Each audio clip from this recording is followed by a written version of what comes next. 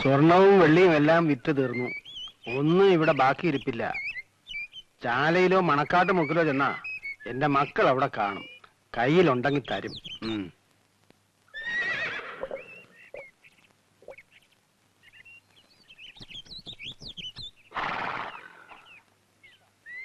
കണ്ടിട്ട് അസുഖമൊന്നും തോന്നുന്നില്ലല്ലോ. ഇനി അതാണെങ്കിലും ഫാത്തിമ അകത്തുണ്ട്. ദീനം എന്താന്ന് പറഞ്ഞാ മതി. പണം എന്റെ തരണമെന്ന് മാത്രം.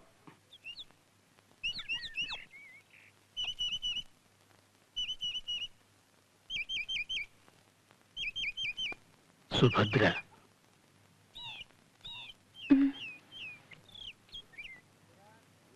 ബീറാൻ ഖാൻ, അകത്തേക്ക് ചെല്ല്.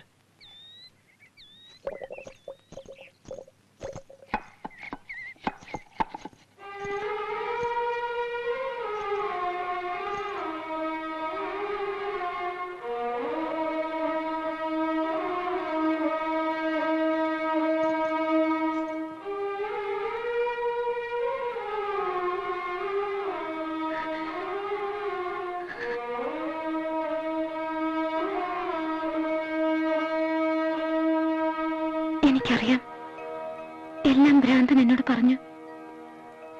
എന്നെ സേനാപതിയാക്കിയ രാത്രി, ആ ശപിക്കപ്പെട്ട രാത്രി, എനിക്ക് ചതിക്കുഴി ഒരുക്കിയുടെ കൂട്ടത്തിൽ നീ ഉണ്ടെന്ന് വിശ്വസിച്ചു. ഞാൻ മരിച്ചു എന്ന് കരുതി അവരാക്രോശത്തോടെ മടങ്ങിയപ്പോ മനസ്സിനും ശരീരത്തിനും നിറയെ മുറിവുകളുമായി ഒടുങ്ങാത്ത പകയുമായി ഞാൻ എന്നെ ഹക്കീം സാഹിബിനെ സമർപ്പിച്ചു.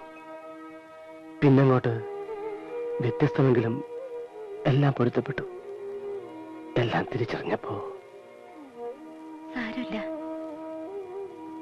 ഇനി എന്റെ കാത്തിരിപ്പ് അവസാനിക്കുമല്ലോ. ഓരോ രാത്രിയിലും കുടമണി ഒച്ചയ്ക്കായി കാതോർത്ത് കിടന്നു. വരും രാത്രികളിൽ ഇനി അത് വേണ്ടല്ലോ. എന്തൊക്കെ കൊതിച്ചു. പേറ്റുന്നു പറയാൻ, പിറക്കുന്നത് പെൺകുഞ്ഞാവാൻ, നോക്കുമോളെ നിന്റെ അച്ഛൻ എന്ന് ഉറക്കെ ഉറക്കെ വിളിച്ചു പറയാൻ. വേണ്ട, മോഹങ്ങൾ എനിക്ക് വിധിച്ചിട്ടുള്ളതല്ല. ഒരു നോക്ക് കാണാതെയാണ് ഞാൻ മരിച്ചു പോയതെങ്കിൽ ഈശ്വരൻ എന്നോട് കരുണ കാട്ടി. മതി, ഇത് മാത്രം മതി.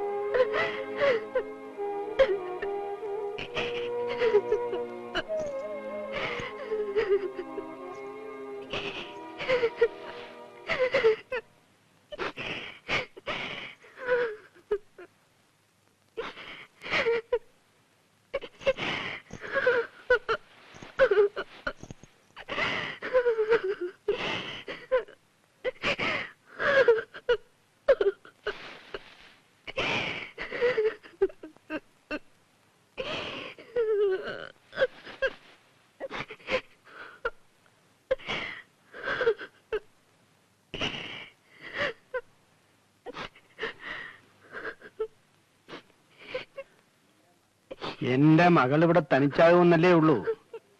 ഒരു തെറ്റും ചെയ്യാത്ത നിങ്ങളെ വ്യസനിപ്പിക്കുന്നത് പടച്ചോന് നിരക്കൂല. ഒരിടത്തും തങ്ങാത്ത ഞങ്ങളുടെ യാത്രയിലെ പുതിയ കാഴ്ചകൾ കണ്ട് ഫാത്തിമയെല്ലാം മറക്കും. പടച്ചോൻ അവൾക്ക് തുണയാവും.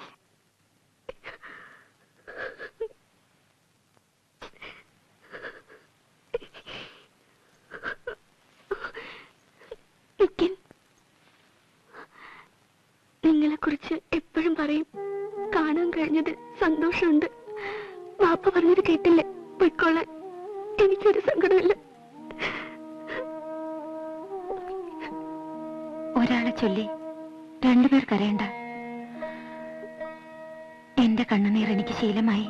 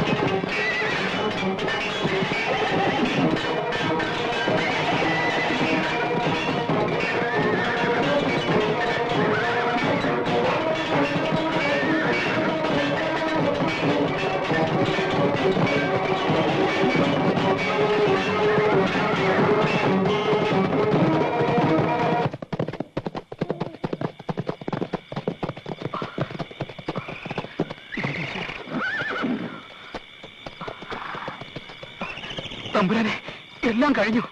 ഇനി ആരും ബാക്കിയില്ല. അന്നത്തെ ഇനി അങ്ങോട്ട് പോണ്ട. വേണ്ട, അയ്യോ വേണ്ട. എന്റെ ഈശ്വര,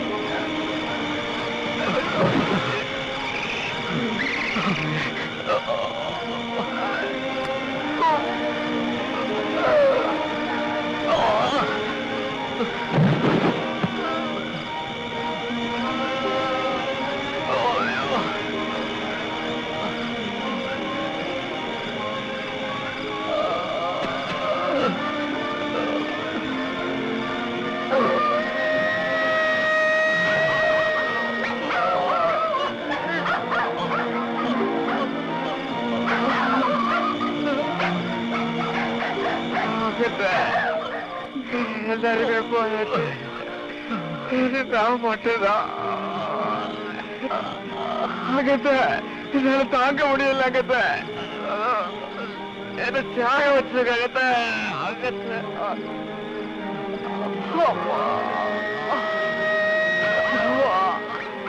வாழ ஊறி எடுத்து சாக வச்சிருக்க அங்கத்தை. அங்கத்தை அங்கத்தை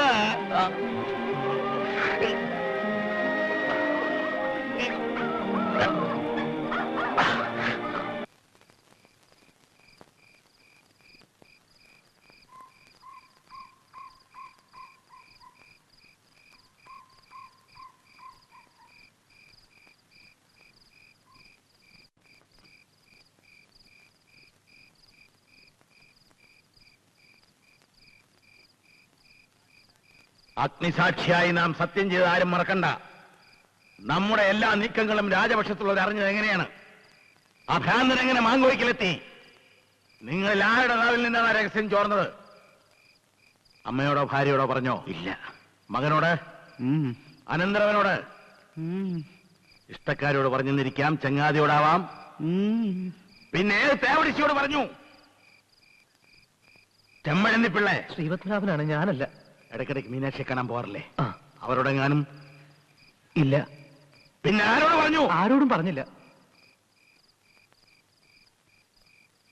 കുടിച്ച് മത്തായപ്പോ വാത് വെച്ചു, വീരസ്യം വിളമ്പി. ഇല്ല.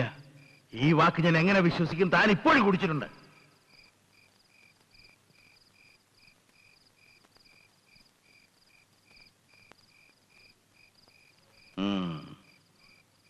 കെട്ടിയോളുടെ കൊഞ്ചല് കേട്ടപ്പോ എല്ലാം മറന്ന് പറഞ്ഞു പോയി.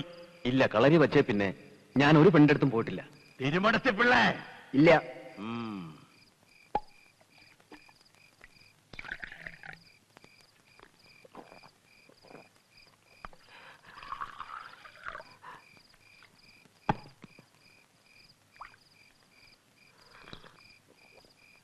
രാമനാമഠം താൻ ആരോടെങ്കിലും പറഞ്ഞോ? ശ്രീപത്മനാഭ പെരുമാളിനെ സാക്ഷി നിർത്തിയാണ് നമ്മൾ സത്യം ചെയ്തെന്ന് ഓർക്കണം. എന്നെ വഴക്ക് പറയരുത്. സുഭദ്ര നമ്മുടെ കുട്ടിയല്ലേ, ഞാൻ അവളോട് പറഞ്ഞു പോയി.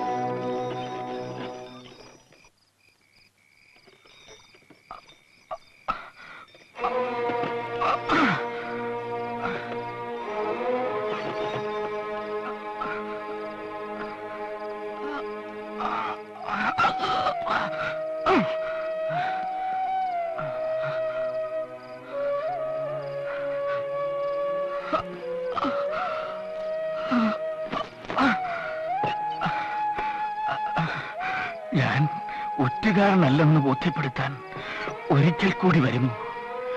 എന്നെ നിങ്ങൾക്ക് വിശ്വസിക്കാം. 8 വീടരുടെ അന്ത്യം കുറിക്കുന്ന ഈ യുദ്ധത്തിൽ ദാ ഞാൻ നിങ്ങളുടെ കൂടെ ഉണ്ട്. എന്റെ കൺമുന്നിൽ വെച്ച് എന്റെ പെൺമക്കളെ അവർ മുക്കുവർക്ക് ലേലം ചെയ്തു. എന്റെ ആന്തരികളെ കൈകാൽ ഛേദിച്ച് അവർ കുളത്തിലേക്ക് വലിച്ചെറിഞ്ഞു. എന്റെ ഇളയ പെങ്ങളെ 4 പേർ ചേർന്ന് കുതിരപ്പുറത്ത് വലിച്ചു കയറ്റുന്നത് ഞാൻ കണ്ടു. എന്റെ അരുന്ധതി നേരത്തെ പോയത് അവളുടെ സുഹൃതം കൊണ്ടായിരിക്കണം. എന്നെ അവർ എന്തിനു കൊല്ലാതെ വിട്ടു?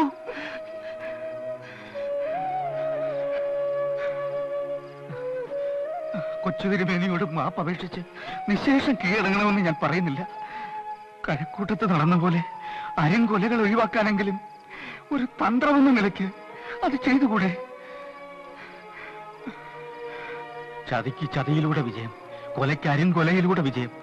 അത് യുദ്ധങ്ങളുടെ മതം. മാറ്റുന്നതെങ്ങനെ?